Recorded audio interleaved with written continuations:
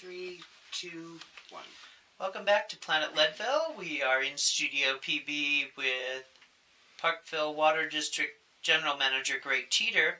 So as the community has grown and population has grown and people are encroaching maybe a little bit more into backcountry areas, the concern sometimes, particularly with Mosquito Pass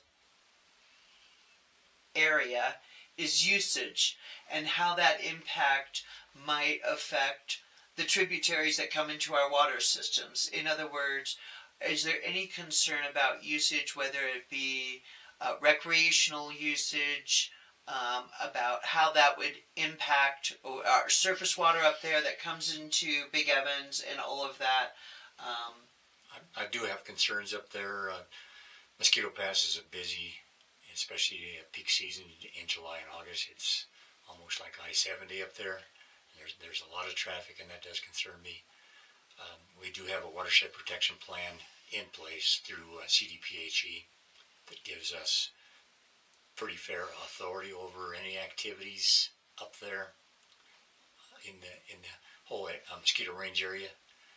And another good thing is when I get off work on any given day, I go up there and play. So I kind of have a pretty good handle on what's taking place up there and where people are camping and where they're not camping. And big events, there's quite a few events, running races up there and bike races. And I'm able to keep pretty good tabs on that. Yeah, and you mentioned the racing, and I know one of the things that has come up, and as a reporter, I had covered this years ago when, during a particularly dry year, Lifetime Fitness had requested that magnesium chloride be put down on the roadways up there. For people that don't know, one of the series of races that Lifetime manages and runs in Lake County does run up the east side. It's the only one. It's the marathon and half marathon that goes up into our watershed. All the rest kind of go westwardly way. But one of the concerns that came up was that they wanted to put magnesium chloride down on the road, where you now have, probably thousands of runners that are going to be going up into that area, that are going to be tracking that into on their shoes and up through that ecosystem and water system. And so do you see that as an issue, or if those kind of conversations are going on, how is the public able to be informed on that? I mean, some people think that as a gateway, like, well, it might be a magnesium chloride concoction one year, but then it changes a little bit chemically, or so. If you could address. So far, it hasn't been a big concern, and the race directors do a good job of controlling the crowds. I'd be more concerned about the 20 outhouses that are up there tipping over, but so far that hasn't been an issue either.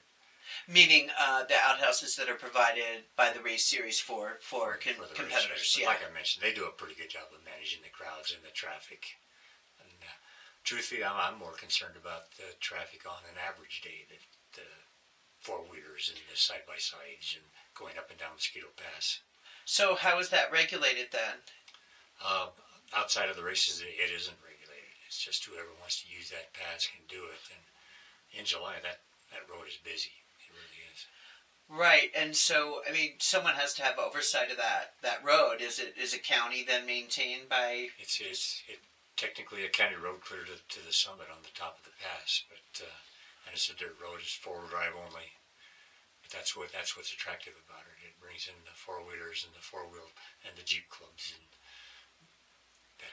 So is it that there's more traffic, or that more traffic brings people more off-trail and off-roading into ecosystems and waterways that could impact? Both. Okay. It's a concern, and I don't really know what could be done regulation-wise to control it. Has Parkville had to enforce anything up in that area? I mean, no, letting people know? Of course, we've got all of our facilities gated off and fenced off and posted. And I do get up there pretty much every day and make sure people aren't going in there, which is handy. Okay, and then what about the use of magnesium chloride on roads? And that was a concern.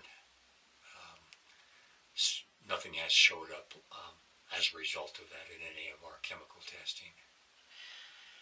And so, would that be something that Parkville would be informed about, or if they wanted to use that? Is there think it would be. something in place? Because We're it wasn't when I had inquired about it, and they kind of backpedaled a little bit and decided not to use it that year because there was a questioning and concern.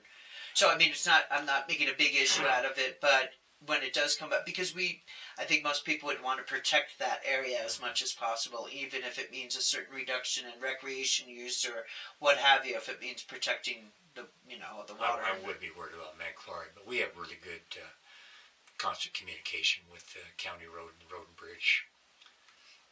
Okay, so they would let you know if something was going on? Let us know, yes. Okay, great. We'll go ahead and stop that session there.